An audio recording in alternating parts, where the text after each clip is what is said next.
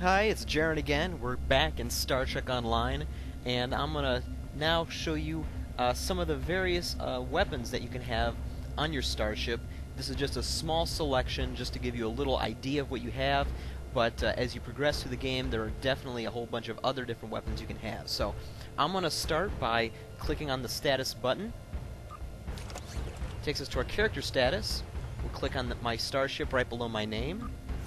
And here, we can take a look at the fore weapons and the aft weapons that I have. On the fore, you'll notice it looks like a similar icon to the aft, but one's a different color. One's an orange color, one's green. Up here, it's my disruptors. You can see you may not even be able to see in the video, bottom right corner has a little Roman numeral 2, which shows it's a Mark II weapon.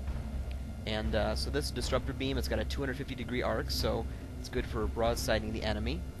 Same thing for the aft weapon here, another 250-degree arc, being a phaser type. We also have our trademark Star Trek weapon, the photon torpedo.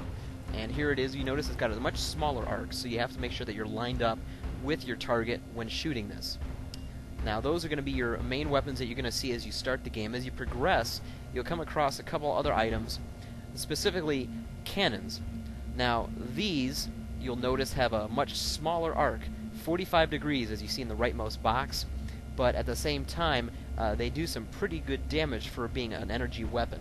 So if you like focusing on your enemy and drilling into them, you might really enjoy some cannons. So here's a quick overview, and you'll definitely find some other weapons like I've mentioned. You'll find quantum torpedoes.